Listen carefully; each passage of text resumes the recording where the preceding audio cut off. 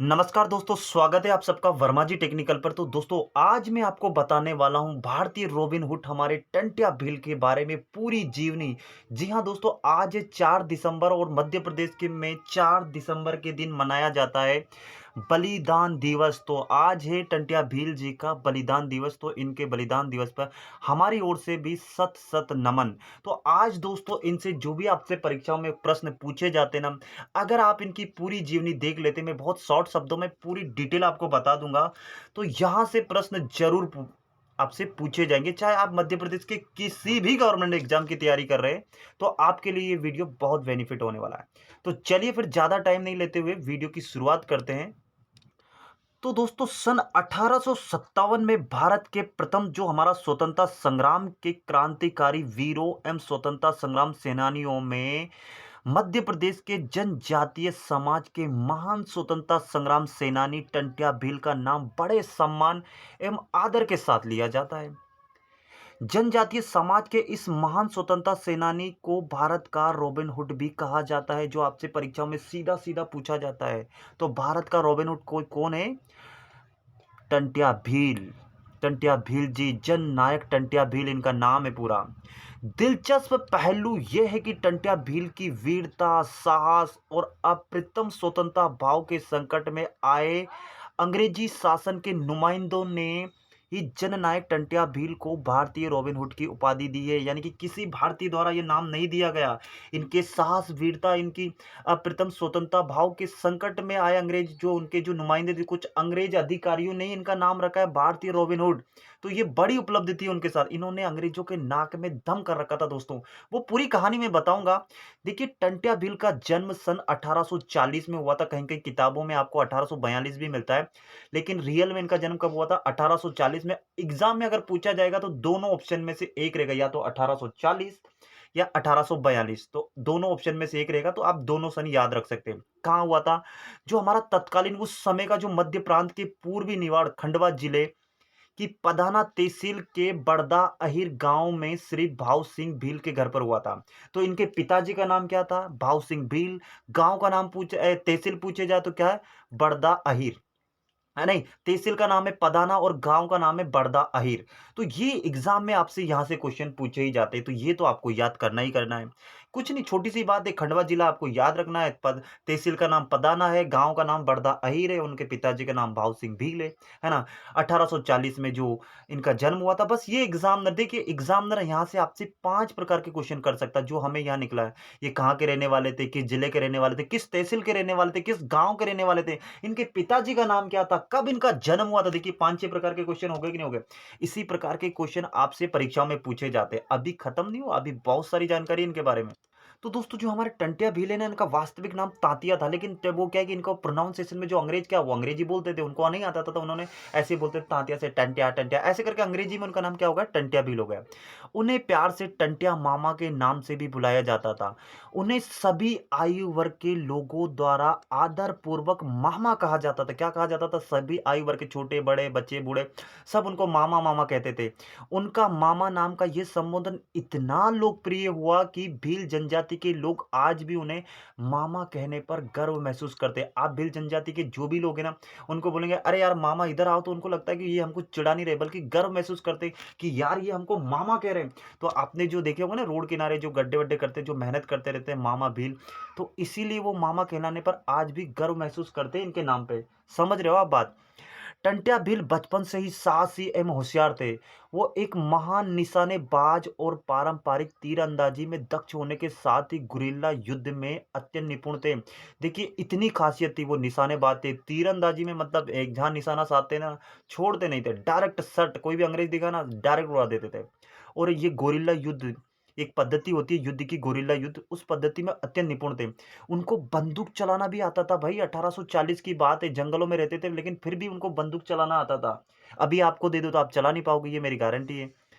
टंट्या भील अदम्य साहस, आदा असाधारण चपलता, अद्भुत कौशल के धनी व्यक्ति माने जाते थे भैया। इतने बड़े, इसीलिए तो इनको, जो हमारा जनजातीय सम्मेलन चल रहा है आज, इनका हमारा सम्मेलन होने वाला है मध्य प्रदेश के जो खंडवा, जो हमने जो पधाना तहसील बताई ना, वहां पे पूरा कार्यक्रम है आज। आप लाइव भी देख सकते हो, और मैं ये तो पढ़ा ही रहा हूँ।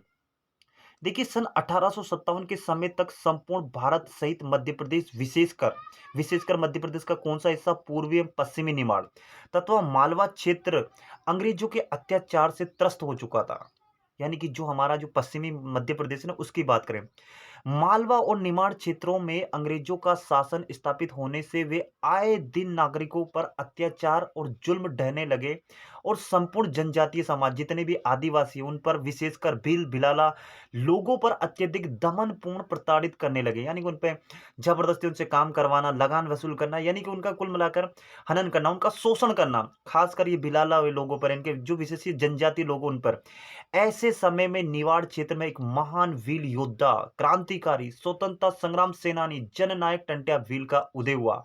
तो अब बताने वाला हूं टंट्या भील ने अंग्रेजों के नाक में कैसे दम कर रखा था और इनको कैसे इन्होंने रॉबिन हुड की उपाधि दी, और आपको बिल्कुल गर्व महसूस होने वाला। और ये सारे जितने भी बातें मैं बता रहा हूं ना, सारे की सारे इनसे प्रश्न बनकर एग्जाम में, परीक्षाओं में आपसे पूछे जाते हैं ना। जो बाबा लोग अगर ये वीडियो देख रहे हो तो नीचे कमेंट कर देना कि हाँ सर पूछे जाते हैं, हमने एग्जाम दिया हुआ है। तो दोस्तों टंट्या जो हमारे मामा है ना, अपनी एक और बात के लिए मशहूर थे। क्या मैं क्यों मशहूर थे वे भेष बदलने में माहिर थे भैया, अपना भेष बदल लेते थे। लोग बताते हैं कि वे कई हम शक्ल भी साथ रखते थे, मतलब वो एक नहीं, अंग्रेजों को एक दिखाई दे रहे वो तीन चार हो जाया करते थे। और इसी कारण कई बार अंग्रेजों के चुंगल से बच निकलते थे वो। वे कभी भी एक हमला नहीं करते थे, वे बल्कि चार पांच हमले और लूटपाट एक साथ किया करते थे। इससे अंग्रेज अधिकारी को लोगों द्वारा अलग अलग कई सूचनाएं मिलती थी और अंग्रेज उन सूचनाओं से भ्रमित हो जाते थे कि भैया यहाँ चोरी हो गई, यहाँ पे लूटपाट हो गई। अंग्रेज अधिकारी का अलग अलग इनकी टोलियां थी ना, भैया इस वाले थाने में लूट हो गई, भैया इस वाले इलाके में लूट हो गई, भैया किसने की, बोले भैया टंटिया भील ने की। लेकिन वो क्या कि एक ओरिजिनल तो होते नहीं थे, वो भेष बदल कर रहते थे, वो अपने हम शक्ल रखते थे भैया। उनको लगता था कि यार ये टंटिया भील है, लेकिन वो एक्चुअल में टंटिया भील नहीं होते थे, वो उनके हम शक्ल रखते थे। मतलब काफी चालाकी से उस समय की बात कर रहे हो, देख रहे हो आप। और अंग्रेज उन सूचनाओं से भ्रमित हो जाते थे और इसी का मौका उठाकर वे सतपुड़ा के जंगलों में बच निकलते थे। कौन? टंट्या भील। कई बार वे अंग्रेजों के चुंगल से बचकर नर्मदा जो हमारी नदी है ना, नदी में कूदकर गायब हो गए थे। देखिए इतनी बड़ी बात है। वे अच्छे गोताखोर थे, मतलब नदी में कूदते तो जाहिर सी बात है कि अच्छे तैराकी गोताखोर थे और तैराक भी थे। वो नर्मदा नदी को आसानी से पार कर जाते थे। उनका पूरा जीवन संघर्ष में बीता। तो देख रहे हो आप, इतनी उपलब्धि है, ऐसे उनका इतिहास में नाम नहीं आ गया है ना। इतने महान थे, जब जाकर इतिहास में उनका नाम हो गया। अभी बात खत्म नहीं हुई, अभी इनकी उपलब्धियां हो रही। उपलब्धियां तो सुनो यार। अब दोस्तों वो जब ऐसा करते थे तो उन्हें फिर गिरफ्तार करने के लिए, पुनः गिरफ्तार करने के लिए अंग्रेज सेनापति तरह तरह के प्रलोभन और इनाम जनता के सामने रखने लगे। भैया यार ये आदमी तो पकड़ा ही नहीं रहा, चार पांच वेश बदल रहा, आखिर इसको पकड़े कैसे। नाक में दम कर दिया अंग्रेजों के। एक बार अंग्रेजों ने उनके परिवार के साथ मिलकर उन्हें पकड़ने का जाल बुना। अपने ही परिवार के धोखा देते हैं, ये आप सबको पता है। और सफल भी हो गए वो अंग्रेज। टंट्या को उनकी औपचारिक बहन, यानी कि उन्होंने जो बहन बनाई थी, बहन के पति थे गणपत के विश्वासघात के कारण गिरफ्तार कर लिया गया। देखो भाई, अपने ही अपने धोखा देते हैं, ये जो बिल्कुल गलत बात है। जैसे मैंने रानी कमलापति की कहानी सुनाई थी, उन्होंने भी अपने ने अपनों को धोखा दिया था, और टंट्या भील के मामले में भी ऐसे ही हुआ। तो इनकी बहन थी, औपचारिक बहन, ये बहन बोलते थे। उनके पति थे गणपत, उन्होंने विश्वासघात कर उनके कारण उनको गिरफ्तार हो गए। उन्हें इंदौर में ब्रिटिश रेजिडेंसी क्षेत्र में सेंट्रल इंडिया एजेंसी जेल में रखा गया। इनको गिरफ्तार कर लिया। गणपत ने शिकायत कर दी, भैया यहाँ आया, ऐसे ऐसे पकड़ दो इनको, इनाम इनाम, थोड़े से पैसे के लालच में हमारे टंटिया मामा चले गए। तो इनको जेल में रखा गया। बाद में उन्हें सख्त पुलिस पहरे के तहत जबलपुर ले जाया गया भैया, क्योंकि ये बहुत महान थे, इनको पता ही नहीं, और वो ताकत वाले भी थे।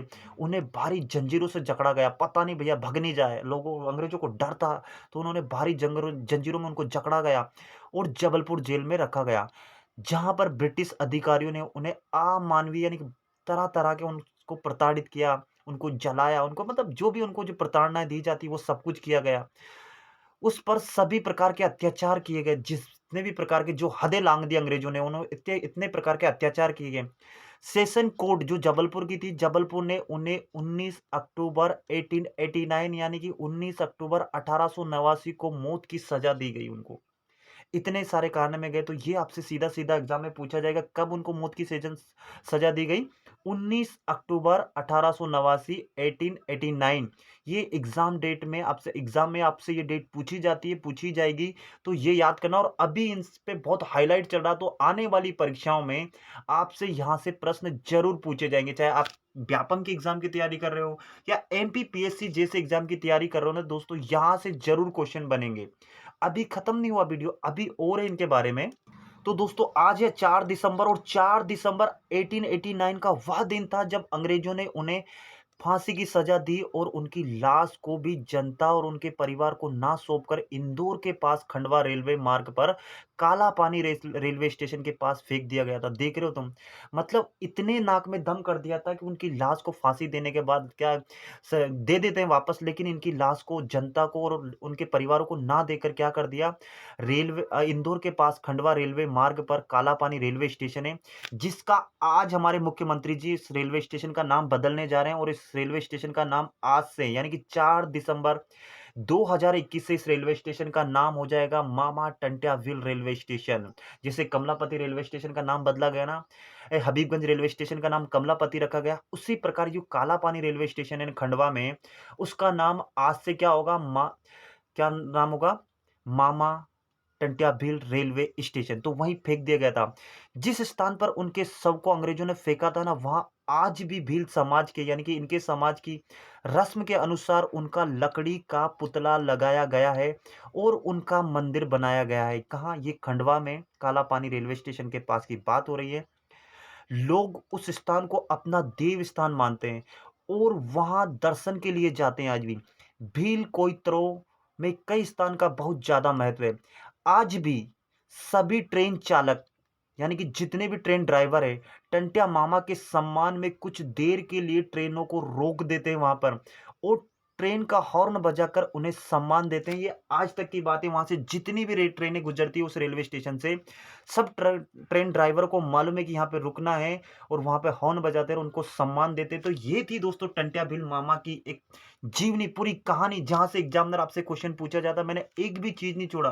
तो ऐसे जननायकों को हमारी तरफ से, वर्मा जी टेक्निकल्स की तरफ से सत सत नमन है।